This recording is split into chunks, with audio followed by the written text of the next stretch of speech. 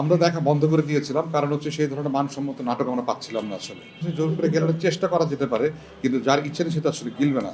Ultimately quality সম্পন্ন কাজ যেগুলো সেগুলো টিকে থাকবে, দর্শক সেটাকে গ্রহণ করবে। আসলে দেনা পাওনা আমি তো যুক্ত হয়েছি আসলে অনেক পরে, আগে থেকে এটা অনেক দর্শক নন্দিত একটি সিরিয়াল ছিল। যুক্ত হতে পেরে আমার নিজের অসম্ভব ভালো লাগছে, এবং যে এই চরিত্রটি করছি খালিদ চৌধুরী অসম্ভব এনজয় করছে তাকে বলতে পারি, এবং অলরেডি যে রিয়াকশন পাচ্ছি দর্শক এক ধরনের গ্রহণ করেছে বলে আমার মনে হচ্ছে। আমরা দেখা বন্ধ করে দিয়েছিলাম, কারণ হচ্ছে সেই ধরনের মানসম্মত নাটক আমরা পাচ্ছিলাম না আসলে।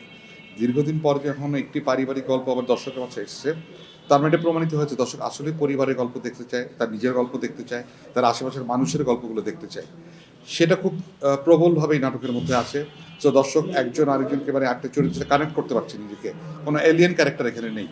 সো সব কিছু মিলিয়ে এটা সফলতার গল্প আসলে। জোর করে গেলানোর বিষয়টা যেটা হচ্ছে, জোর করে গেলানোর চেষ্টা করা যেতে পারে, কিন্তু যার ইচ্ছে নেই সে তো আসলে গিলবে না। জোর করে গেলানো সেটাকে বমি করে ফেলে দিবে আসলে। আলটিমেটলি কোয়ালিটি সম্পন্ন কাজ যেগুলো সেগুলো টিকে থাকবে, দর্শক সেটাকে গ্রহণ করবে। একটা কাজে করে অভিনয় নিয়ে ব্যস্ত জীবন কাটছে, দেনাপাওনার কাজ চলছে।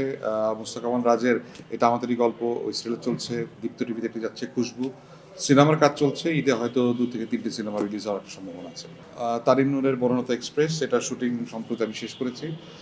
প্রিন্সের শুটিং শুরু হয়েছে, চলমান রয়েছে।